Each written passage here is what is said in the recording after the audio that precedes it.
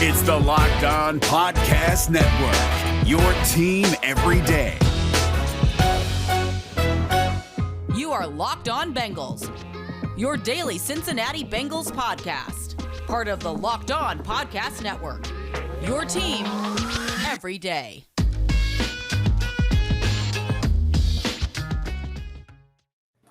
What up, Bengals fans, and welcome to another episode of the Locked On Bengals podcast. I'm your host, Jake Liscow. He's your host, James Rapien, drinking some very loud water over there. The Bengals have won their first preseason game over the Super Bowl champion Tampa Bay Buccaneers by a final score of 19-14.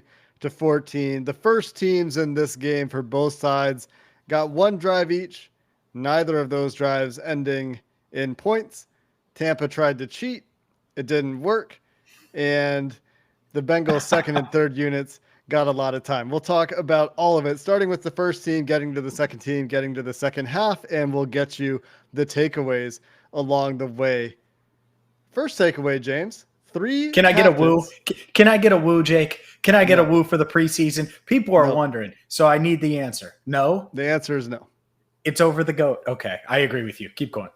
Yep. First takeaway for me, James, 3 defensive captains in this game.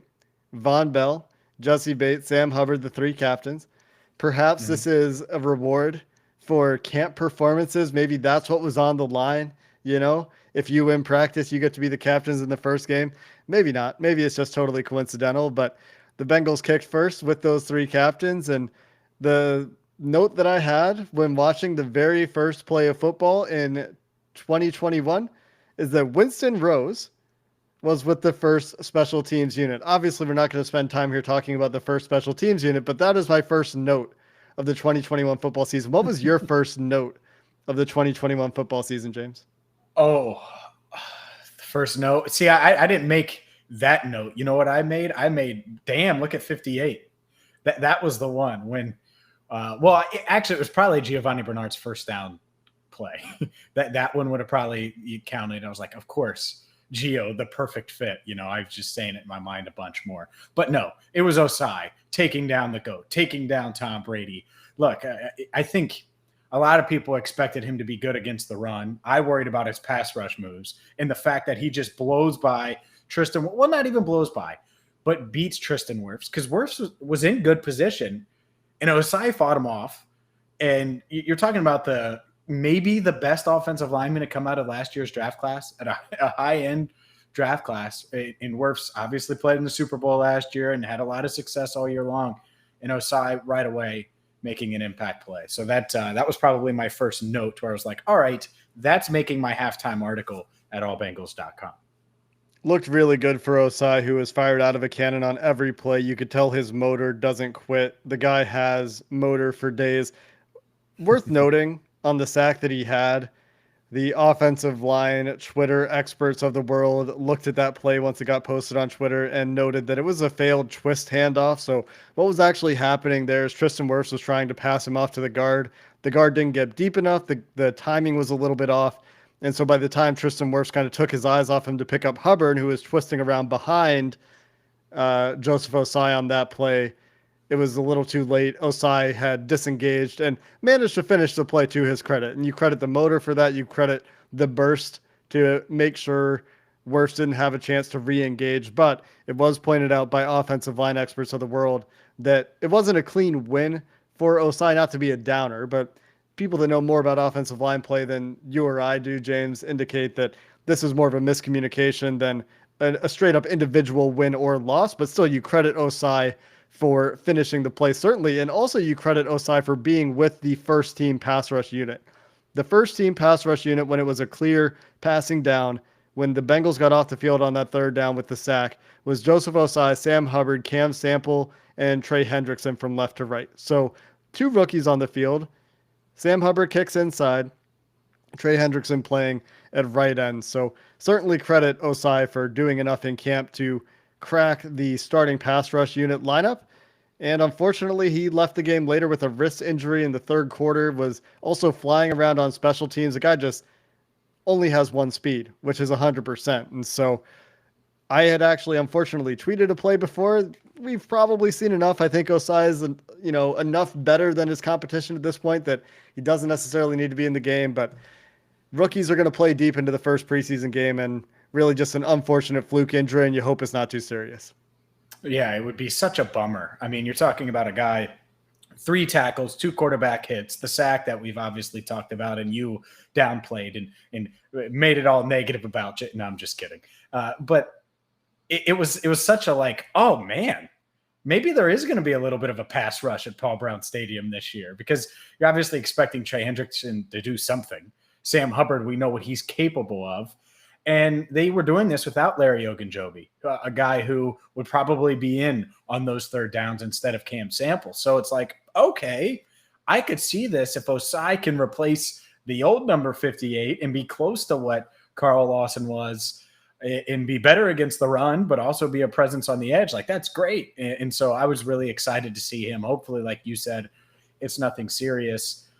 And really, that's such a key, because as good as this, this secondary has been and looked, by the way, in that first drive, I thought they were pretty good there. You're going to have to get a pass rush. And without that, this defense is going to struggle. But they did flash, that's for sure. The first team flashed a little bit. The entire defensive line, I thought, played really well. The run defense was there throughout the game. Von Bell and Jermaine Pratt both had some run stops, but the defensive line played very well on those plays as well. I think the Bengals started the game with 3 defensive tackles on the field, which I noted because I saw 68 at right end. That's Josh Tupou playing right end. Trey Hendrickson was in on the next play because it was a third down or a passing situation. But I believe I noted that there were 3 defensive tackles on the first play of the game, which is very interesting to note in terms of alignment. And I wonder what we'll see in game 2 when we see a little bit more of the first unit. Speaking of first unit, no Joe Burrow, obviously, but the offense was moving the ball fairly well. We had a nice screenplay for Jamar Chase to get him involved. Jonah Williams and Mike Jordan leading the way, maybe illegal downfield, got away with it. It was very, very close either way, but maybe something to note in film review and work on. Make sure you get that timing right, because you don't want to lose explosive plays to little procedural things, getting a little too antsy getting downfield. But really nice play for him. Really good throw, I thought, from Brandon Allen to Tyler Boyd over the middle. And the offensive line generally looked okay to me with the first unit. But I will say this, James, the one caveat to that is I think that they were schemed to protect the first offensive line and even the second unit offensive line. They were getting the ball out quick. And I think that, the lack of vertical attempts in this game, the lack of long developing plays kind of speaks to the awareness of there are a few parts of this offensive line we're not sure about. But generally speaking, I was pretty pleased with the first team offense until a rotational piece and Samaje Perine had a fumble to finish the drive. Yeah, that sucks, because at best, you were going to get a touchdown out of that drive. And at worst, you were going to see Evan McPherson potentially kick his first field goal. And I know you tweeted that, and I'm like, oh, you're right. And then it happened again, but we're not talking about the second team, so we won't go there yet. I think that screenplay to Chase, look, we've seen Tyler Boyd on third down. That's no shock. That's just what he does. But the screenplay to Chase, buckle up, because that's going to be a big part of their game. I think they're going to find ways to get him in space and say, good luck tackling him. He went for 16 yards. It was the long play of that drive. And and he was mad at himself, by the way, that he didn't break that tackle there. Like, he wants to take everything to the house. He, I think, yelled a little profanity, if I remember right, after coming up off the ground. But yeah, I thought that, one, it was well called, and you're right.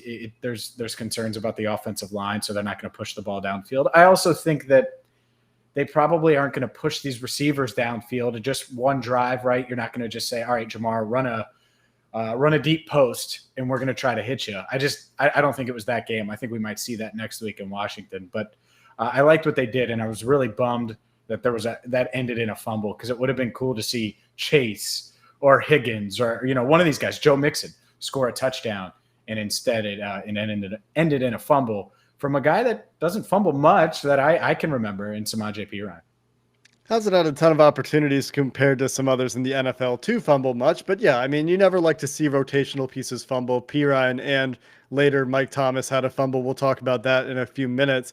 The last note for one-on-ones that I want to mention, James, Joe Mixon, pass protection, was lined up right behind the offensive line. You know how they do against sugared linebackers, sugared meaning two linebackers in the A gaps between the defensive tackles. So they moved Mixon up right behind the offensive line. And he ends up manned up, I believe, with Ndamukong Suh on a 5-man rush with some simulated pressure. And he held his own. He did not give up a pressure one-on-one with a very good 3-tech, I believe. Would have to go back and watch to confirm that it was Suh. Speaking of the second team had a pretty nice drive to start as well. The rookies on the second team defense certainly flashed. We'll talk second team coming up next. You're muted, James. That's what I get. I'm muted. If you're hyped about this Bengals preseason victory, maybe you're booking your playoff tickets. Well, all you got to do is go to betonline.ag right now, and you can wager and take the over on the 6.5 wins that had the latest over-unders for the Bengals. Or maybe you saw that Joe Mixon block and you're saying comeback player of the year. Either way, you can bet on that. You can bet on the NBA or Major League Baseball, UFC in one spot, betonline.ag. We talk about it all the time. It's fast. It's easy. I've used them. You should too. So go to betonline.ag right now. And when you sign up for free, by the way, and you go to make that first deposit, all you got to do is use promo code LOCKED ON, and you're going to get a 50% welcome bonus. That's free money that you can wager on your Bengals or elsewhere. Again, at BetOnline AG with promo code LOCKED ON. BetOnline, your online sportsbook experts. James, the second team played the rest of the first half. I thought we might see 2 drives from both first teams, the way Bruce Arians was talking about it, the way Zach Taylor was talking about it, but instead we got a big offensive line shuffle when the offense came back out for their second drive and almost had a tip drill interception on drive 2 for the defense, which is where we'll start because that's the chronological order of things in the first half. Joseph Ossai really started to stand out for me here. Yes, he had the sack on drive number 1, and that gets your attention. And then the continued effort, the continued juice. I tweeted juice. When I see Joseph Ossai, I think burst, I think juice. I really hope he's healthy because I think he brings a dimension of athleticism that otherwise isn't necessarily in this defensive front as good as Sam Hubbard and Trey Hendrickson are expected to be. They do end up giving a touchdown up on their second drive of the game. Joseph Ossai and Cam Sample were both play side in a goal line formation that ends up in a run. There were big gainers on that drive in the coverage of Tony Brown and Brandon Wilson in the secondary. So I think some work to do with the backup safeties who looked a little bit overmatched early and later on had some interceptions, I guess, off a tip drill. So good for them later on in the game. But those are some of my observations from that second drive. I don't think you're going to see Cam Sample and Joseph Ossai both be in on goal line packages in the regular season. I think you're going to see Josh Tupou and DJ Reader and Larry Ogunjobi in those roles, the bigger bodies, and they just simply weren't playing at this point in the game.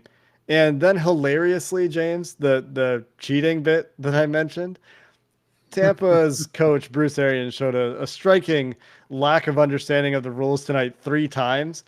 And this was the first. So Tampa lines up with their special teams kicking unit from the 2-yard line as if they're going to go for 2. And then they audible, as a college team does, I think I see this in the college ranks, to kick a PAT. But if you kick a PAT lined up from the 2-yard line, it doesn't count. And it didn't count. And the thing is, once you elect to go for 2, I don't know what the mechanism is to move back and say, you know what, no, we're going to go for 1. We need to move the ball back without taking a timeout. So instead, Tampa just doesn't get the point there, and it was hilarious. They kicked an extra point that just didn't count. Yeah, it was weird looking at the time. Like, I didn't think about it. I was busy reacting or writing a note or something, and I'm like, oh, they're going for 2? And then all of a sudden I'm like, oh, no, they're kicking the extra point. And did you see Bruce Arians chew out? And I don't know the special teams coordinator in Tampa. I don't know his name. He got crushed. So you said Bruce Arians. I don't know, man. I think it was the special teams coordinator because Bruce was losing his mind on the sidelines at him. But yeah, can you imagine that? I mean, how embarrassing. Those are the Super Bowl champs, and they're pretending it's 2012 or something, and they're going for the extra point.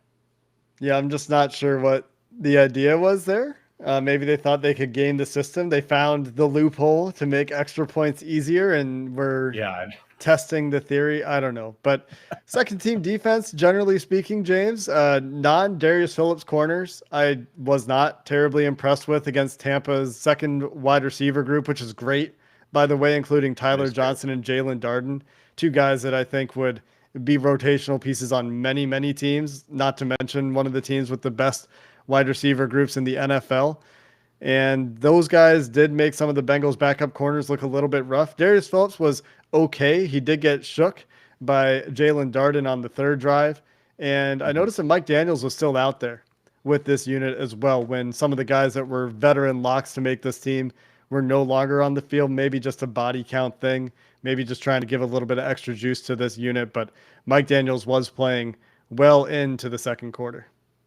Yeah, I would lean that way, right? You don't have Larry Ogunjobi, so all these guys are moved up a little bit. And someone's got to play, and it's one of those things. I don't remember seeing him after that, right? After midway through the second quarter. So I think that's fair because, again, at some point you got to have someone out there. But, yeah, Darius Phillips had a couple nice plays. I think it was on this – was it second drive? Was it the second drive I think I had it noted? Where he made a nice play on the ball and then another nice play. So that was good to see. At the same time, that's the inconsistency because you get that. And then Jalen Darden, who I like a lot, and I think he's really talented. And, he's going to shake a lot of people. And this Bucs wide receiver core is insane. I love Tyler Johnson. Like, I think he's really good and is going to end up being a good player. I like Scotty Miller a lot. And you're talking about that's the back end of the Bucs wide receiver room. So it was good for Phillips to see that. And to me, if Darius Phillips is your fourth corner or your fifth corner, like you're feeling really good. And that's what we're talking about right now. Unfortunately, after that, I'm just going to make a face because I don't really know. Is it really Tony Brown? Because honestly, anytime I see Tony Brown, he's getting beat. And I'm like, why is Dre getting beat like that? Because he looks like Dre Kirkpatrick. He's wearing the 27. I don't know, man. I don't know who that sixth guy is. Like if you get that deep, and I guess most teams are that way, but who you're going to be that confident in. And that's where I'm at as far as the Bengals cornerbacks are. Getting to the third team, Jalen Davis and Winston Rose both were involved on tip drill interceptions that we'll talk about, I guess, coming up in a little bit, but they potentially have a shot. I think that Ricardo Allen's addition makes a lot of sense. Watching the second team safeties that were out there today, I think Ricardo Allen is a step above those guys if they need a substitute to come in and spell Von Bell or Jesse Bates for any reason during the season. That makes the Ricardo Allen signing click in my head a little bit. And so that was a note that I took. And also the last note on the defense, as we're spending probably too much time here, Darius Hodge started to stand out with the second unit in the second quarter and continued to have a monster game. There's a guy that we're going to have to keep our eyes on for the rest of the preseason process. Undrafted free agent, probably was the most productive Bengals pass rusher today. So that is a name we'll certainly have to watch. 5 quarterback hits, a sack and a half, 1 tackle for loss, 3 tackles total. I mean, he's all over the place. So, yeah, you're absolutely right.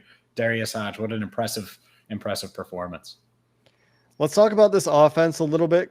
We'll probably get there coming up next, but we had a rotation on the offensive line. We had a clear problem at right tackle, which kind of underlines the questions you and I have had about depth. And we had a touchdown for Chris Evans. So we'll talk about the second team, their offensive drives coming up next. Speaking of talking about, we talk about Built Bars all the time. They're the number 1 protein bars on the planet. And heck, some of those Bengals offensive linemen probably could use them so they win a little bit more in the trenches. If you're new to the podcast or if you haven't heard us talk about Built Bars before, they come in 9 delicious flavors plus the occasional limited time flavor. And the best part about them isn't the fact that they're covered in 100% chocolate or that they taste great. It's the macros. High in protein, low in sugar, low in calories, perfect for you no matter what your fitness or weight goals are. So go to BuiltBar.com right now. Use promo code LOCK15. You're going to get 15% off your first order. Again, use promo code LOCK15 for 15% off at BuiltBar.com. This episode of the Locked On Bengals podcast is also brought to you by RockAuto.com. With the ever-increasing numbers of makes and models out there, it's impossible for the local chain to stock all the parts you need. So save time and money. Go to Rock Auto and do it for yourself from home. You can save up to 50% on the same parts from a chain store or a car dealership by ordering the parts yourself at rockauto.com. The example we love to use is the fuel pump on a Honda Odyssey. It's just $216 from rockauto.com, and you'll be paying $353 at a chain store. That is some massive savings. The website is easy to use, so you can go check it out at rockauto.com. Browse all the parts available for your car or truck, and when you have what you need, make sure you write a Locked On in their How Did You Hear About Us box so they know we sent you. Amazing selection, reliably low prices, all the parts your car will ever need. rockauto.com. James, let's talk a little bit about the second team offense here. First thing to note, Brandon Allen, besides the interception, which I don't really blame him for because Gunnar Vogel let a free rusher get in his face way too quickly. He had to rush the throw. Maybe you can argue he should have thrown it away. Maybe you can say he should have just eaten the ball, taken the sack. I thought Brandon Allen generally played pretty well. And beyond that, the first note with the second team offense is T. Higgins went back out there. T. Higgins saw Tyler Boyd and his rookie teammate Jamar Chase get catches on the first drive. And I bet you he was due for the next target to get his catch after Samaje Perine had that running play. Unfortunately, Perine fumbles. He doesn't get that chance, and he goes back out for one play with the second team. And maybe this isn't entirely why, but I would like to imagine it's those competitive juices in T. Higgins saying, you know what, I need to get my catch too. Let me get one play. And he manages to convert that first catch of that second drive of the game. I loved it because that's the balance that you're hoping for if you're the Bengals, right? Is Jamar Chase 16 yards, 15 to Tyler Boyd, 11 for T. Higgins, and not necessarily in that order. But my point is you want to evenly distribute it among these guys without it being forced and it just be kind of in the flow of the game. And Higgins really jump-started that second drive where they were able to start moving the ball down the field. And again, I thought they were going to score on this drive. I was like, wow, this offense is just moving well. And it had as much to do with T. Higgins getting that jump start. I think it was a quick 11-yarder to start that drive. Once you do that, you can get into a little bit of a rhythm, and that's what they did. Yeah, they get a little comebacker to T. Higgins that he takes upfield yards after catch to get the first down. They get into a third down situation, hand to Chris Evans. The hole is plugged. He makes an incredible spin move, getting Bengals fans their first taste of that Chris Evans athleticism and gets a first down there. And then Mike Thomas converts a first down on a little slant. And then just as he's going down, he gets spun around and the ball gets knocked out. Kind of a fluke play, but Mike Thomas, you could tell he was a little upset with himself. He comes back later on the next drive, catches a little pass in the flat. He runs across the line of scrimmage, behind the line of scrimmage, takes a pass up, breaks a tackle, lowers his head, bounces off a guy, ends up getting like 20 yards or so on the play, making up for the fumble a little bit. But Gunnar Vogel is really the unfortunate standout of these drives, forcing that crazy interception play. He gets absolutely worked by Joe Tryon multiple times. This was a theme. And to be fair, this is an undrafted free agent, like fourth string tackle going against a first round pick with a big upside. But you get this interception play where Allen has to force the ball out early, like I talked about earlier. And as the defender's running the ball back, he just kind of throws it up in the air. And Mike Thomas in pursuit gets it back. So after a holding penalty on Jackson Carman, I believe, they were in second and 20 or first and 20.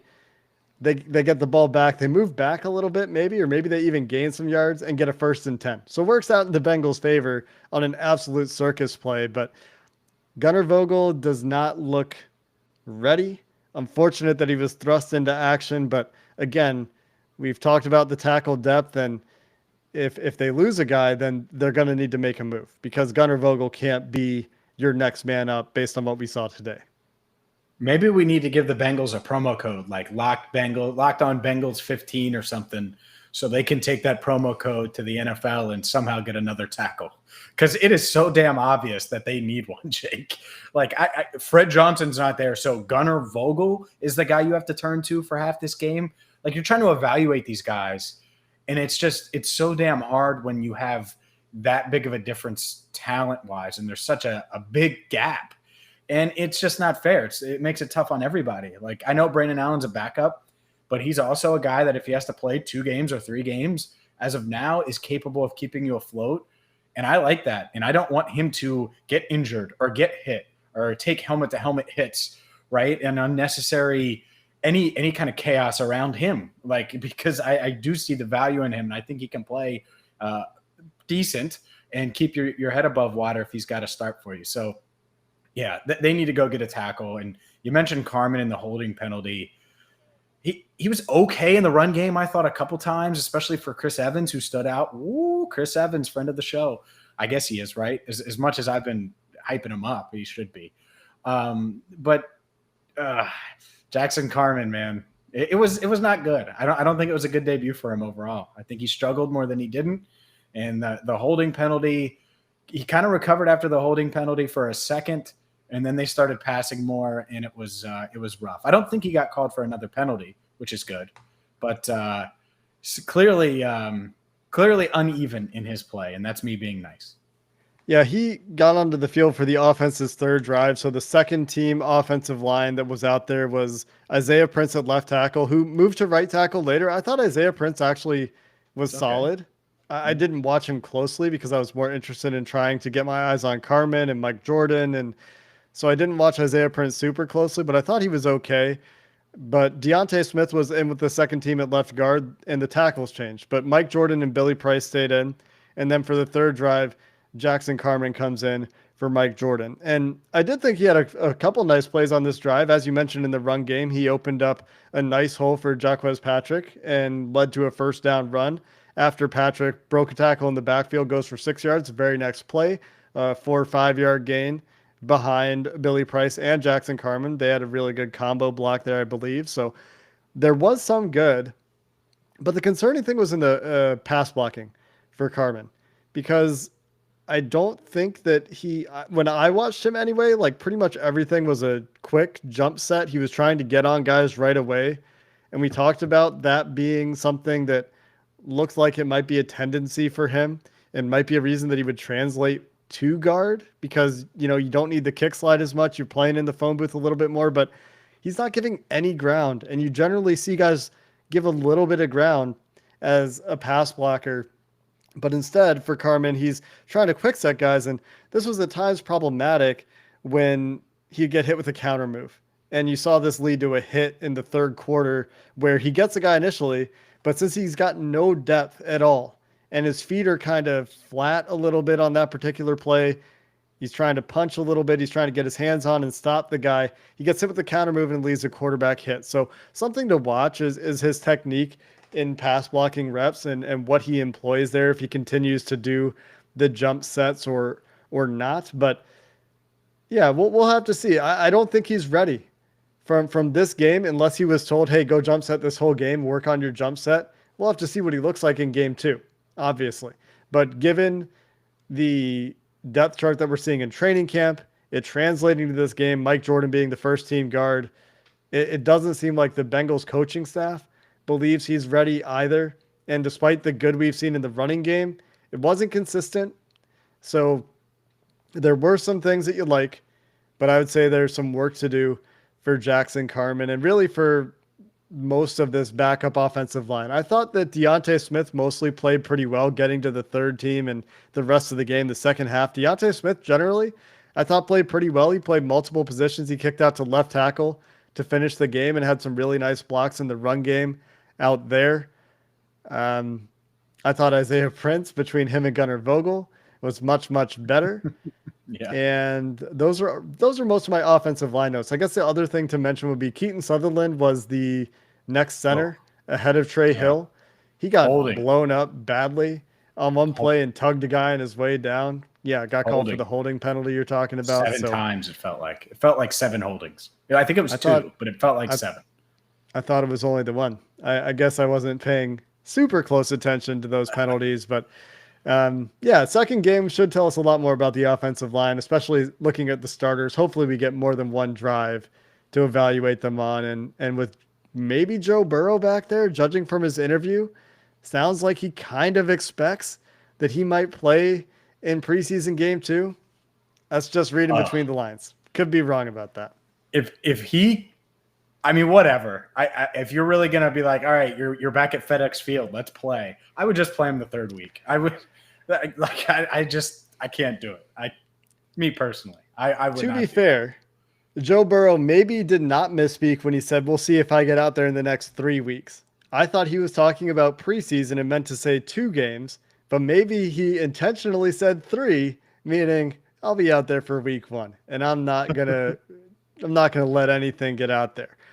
Anybody stand out to you on the rest of the offensive possessions? Trent Irwin, I think, had some nice catches. Stanley Morgan had some nice catches and was a great standout on special teams. Continues to be excellent in special teams. Anybody else stand out to you there? Well, obviously Chris Evans. Again, I think he's got all the talents that you could ask for, and he flashed it a bit. His yards per carry wasn't high, but I thought a lot of his carries, there were guys in the backfield, and he was forced to cut the moment he got the ball in his hands. And overall, I think he flashed. Certainly in the passing game, the yards are there. You mentioned Patrick. I think Patrick had a good game, and that 24-yard run to sort of clinch it in the final few minutes was the big run that changed his yards per carry. But I thought he was solid. And so you're looking at an interesting running back battle. I did like what I saw from Irwin, and that's something. By the way, if he brings in that end zone target where he gets one hand on it, man, and I thought he had a shot at it. I really did. If he does that, now we're really talking, because he's really competing with Trent Taylor, Stanley Morgan, and a couple of these other guys on the back end. Trent Taylor didn't catch a pass. I don't even think he was targeted on Saturday night. So that's do you got a shot? You might have a shot there, and especially if Darius Phillips is your punt returner. So just something to take note of there. And then the other thing, these kickers, man, Evan McPherson, my man, Money Mick, Jake, Money Mick is automatic. Loved what he did. And Austin Seibert. It's only a 6th round pick, baby. Who's got a 6th round pick for my man Austin? Because he is for sale. I was very impressed with Evan McPherson. I haven't seen him kick. The ball pops. It's not like he's just making field goals. He's putting him at the top of the net no matter where he's kicking from. I mean, I was expecting him to be pretty good from the camp reports that I heard. He showed more power than I was expecting. Like you compare him to Austin Seibert, didn't miss a kick. He was good. But the ball comes off Evan McPherson's foot different. And it was center cut. It was like picture perfect field goals. And it's not like they were 55-yard field goal attempts, but they would have been good from that distance is the thing. Mm-hmm. So very impressed with Evan McPherson. My note there is I wrote down Evan McPherson absolutely crushed a 40-yard field goal that would have been good from 60. So that's my note on Evan McPherson. Looked like he was absolutely fantastic. Didn't get to see Jose Borregales kick. The kicker referendum on UDFA versus draft your kicker. Point to draft your kicker because Borregales didn't even kick. On the defensive side of the ball with the second team, real quick before we get out of here, Joe Bacci, I thought stood out to me quite a bit. He was in on 3 pass breakups, one of which was called a catch after review. And I'm back to not knowing what a catch is in the NFL. I think there's no way it was a catch. He didn't complete, control the ball to the ground. But I thought Joe Bacci showed up a few times in coverage. That was pretty nice. Mentioned Jalen Davis and Winston Rose. Winston Rose and Bacci colliding to pop the ball up on the Kayvon Frazier interception. Unfortunately, we had the Ossai wrist injury here in the second half. But, yeah, Darius Hodge really showing up down the stretch. We've talked about him, so I continued to notice him for the rest of the game. So really good stuff there, and maybe a guy who's going to push. And that'll be an interesting little battle to watch, maybe between him and Khalid Kareem, because he was another very dynamic pass rusher. I think that he has a very uphill battle, but I think he must have gotten coach's attention in this game. for sure. In a guy like that, if he flashes, he puts up those numbers in the preseason and that kind of tape out there, he's not making it to the practice squad. Like, you're not going to be able to sneak him on. If he continues to do that, I'm not saying he's clinched a spot on a 53-man roster in the league on any of these teams, but if he continues to be productive and continues to produce with second team, like on the second team, then we'll see. And but certainly a really, really good night for Hodge, because we're talking about him. And let's be honest, it wasn't like that was in the Locked On Bengals notes at 6 p.m. Eastern on Saturday. Hey, we're going to talk about Darius Hodge. Nope, that wasn't it. But here we are talking about him.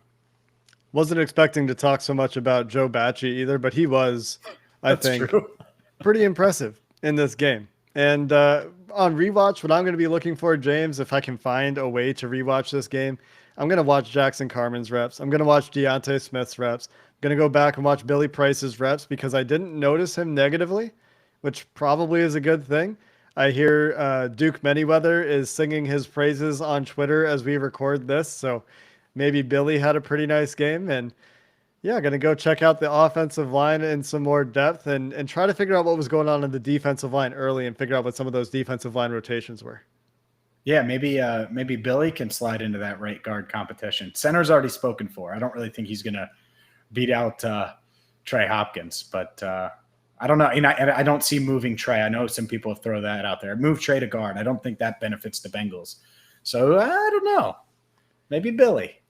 It'll be interesting to see if he gets any run at right guard this week, because that's what we need to watch, right? What changes in practice in camp this week? They're going to reconvene practices on Monday. That's the next time we're going to have an episode for you. So we'll make sure we report what rotation changes James observes in those practices. And we're also going to try to get Bengals Sands on the show to see what he saw from a scheme perspective, from an X's and O's perspective, as he's going to continue to be a contributor all year to the Locked On Bengals podcast from a film review perspective. He and I and James will all have a chance to get our rewatches in and get your observations from a film scheme perspective, assuming that it becomes available to us, because right now I don't think we can get all 22. That's going to do it for this episode of the Locked On Bengals podcast. It's up early. This will serve as your Sunday, Monday episode, and we're back recording, as I mentioned, after the Bengals practice on Monday. Until then, Bengals fans, Hoo Day, 1-0, baby, and have a good one.